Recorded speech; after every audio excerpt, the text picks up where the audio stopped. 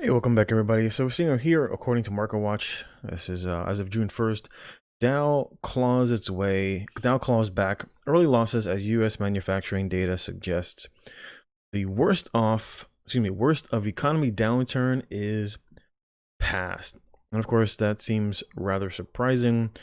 We see coupled with the unrest that's been going on over the weekend, where people have been protesting in mass. You're not really seeing much in the way of social distancing. And of course, looking at the most recent coronavirus numbers as of today, we're seeing another 19,000 new cases. And of course, we'll have to wait another 2 weeks before we see the results of what's going on with all these people. Even though most people are wearing masks, as you can see, masks, even some cloth masks, some bandanas, etc. But then, of course, there are individuals who are not wearing masks. You can see two here, another one right here. I think also one in the back. And it only takes, one person who is not wearing a mask, because you can still get infected through the eyes, right?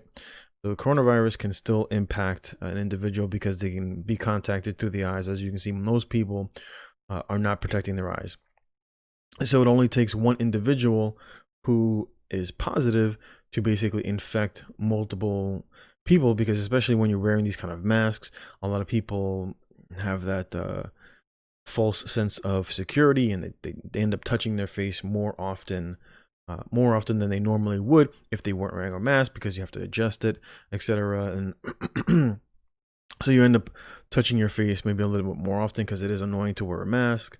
It gets hot, mask gets wet, etc. And of course, most of these people are not changing these masks when they get hot and sweaty, especially over the weekend, where many of these individuals were protesting that it was rather warm. As you can see, most people are dressed a little bit cooler. It was warm over this weekend.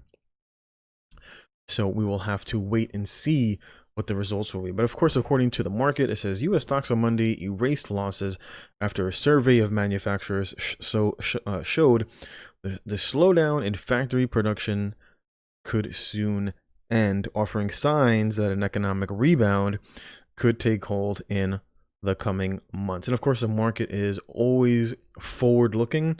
So even though there are tens of millions of people who are unemployed, even though we are seeing corona cases spike within different areas of the country, like in Florida or in California, where they have resumed somewhat of social distancing, a lockdown, despite beaches and other areas and bars and stuff like that being crowded.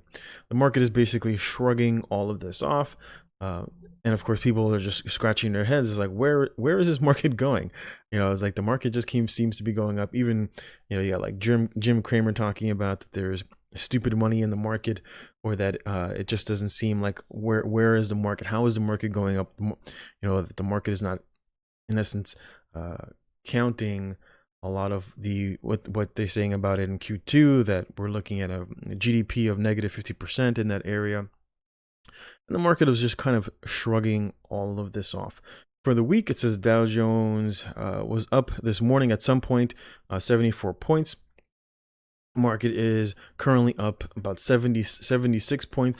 And like I said before, that we were looking at the short-term chart, we were holding below 24.5, right? You can see that right here. So for the most part, the market was holding below like that 24.5, 24.4. You always got to allow for a little bit of wiggle room for overbuying and for overselling.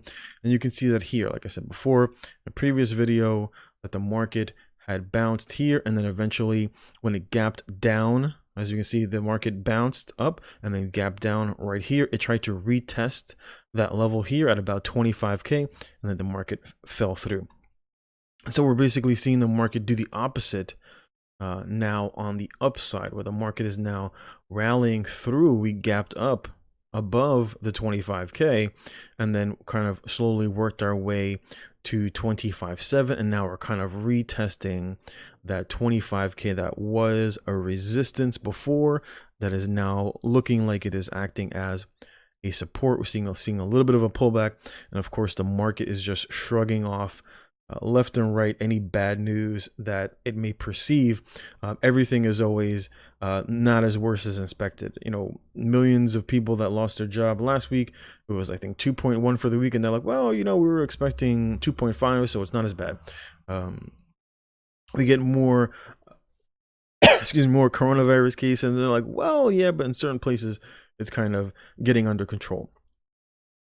And so looking at recapping the market for the week, as of Friday, this is Dow booked a weekly gain of 3.8%, and the S&P was up 3% for the week, and the NASDAQ was up 1.8 for the week. In terms of the month of May, which typically we see a little bit less volatility, as the saying is, the sell in May and go away, we're still seeing buying coming in, as the market for the month gained 4.3%, the S&P up 4.5%, and the NASDAQ up 6.8%. And of course, looking back at the portfolio for the week, as you can see, the portfolio is actually doing quite better. For the week, we're up almost 6%. So in terms of the market did for the week, at best, we see the market did at best 3.8%. And of course, we are pulling in slightly over 6%, because actually slightly under 6%. Again, we also have to account for the fact that the market is up. What are we up? 0.25. So we can shave a little bit, we'll say at least 5%, right? We're up basically 5%. Same thing for the month. We're actually doing quite well for the month, as the market is up for the month. Where are we here? A little bit over 4.2%. So the Dow is up 4.3 as of last week, and so that we can add that to here. So the market is up 4.5. Maybe 4, we'll just say 4.6, but the portfolio for the month is actually doing quite well at 11% for the month. So looking forward to, I've made some adjustments. Just talking about some of the stuff I have sold, some securities that I either had made money in or had broken even, just kind of trimming the portfolio, really narrowing it down to a bit more dividend paying stocks. So I took profits in Axel. I was up about 80% in Axel, just broke even slightly above on the Ford. I had no longer wanted to hold it because I was very concerned about automakers. And of course, Ford not paying a dividend, so it really didn't belong in the dividend portfolio. I do have some other stocks in there that I will be moving out. Like I was talking about last week, where I was talking about retail for those who are looking for stocks that are still have not recovered. Retail, of course, catching a bid. We're seeing the gap up 12% today with 3 days till earnings. I think in A&F. Now, A&F had a bid, but it didn't. AEO, another stock, also catching a bid here. American Eagle, as well as Foot Locker, also catching a bid today. So I talked about this last week. For those who are looking for some potential upside, as I said, you could probably within the next couple of weeks or so, you'll see the retail move probably upwards of 20%. The reason being is because people, of course, are looking for things that are lagging, such as like stocks like Royal Caribbean making a little bit of move. I think most of the cruise liners are making a move, and of course, this is part of the portfolio. So kind of streamline some stocks like GE, NLY. I got rid of. I was up in NLY, but I really didn't think Annaly Capital was good for the portfolio, even though it may rebound some. For the most part, looking at it over the daily, I didn't like the direction that the chart was going, and I really wanted to streamline the stock with more higher quality stocks that will do well. So I kind of trimmed out some of these stocks that I either thought were a little too expensive to get in or had huge run-ups. And I didn't see as much of an upside potential. And of course, I was looking for stocks that were paying dividends, kind of like, AT&T, Taiwan Semiconductor, Bank of America. Some of these stocks have a little bit more movement, kind of like MGM, another one, catching a bid today.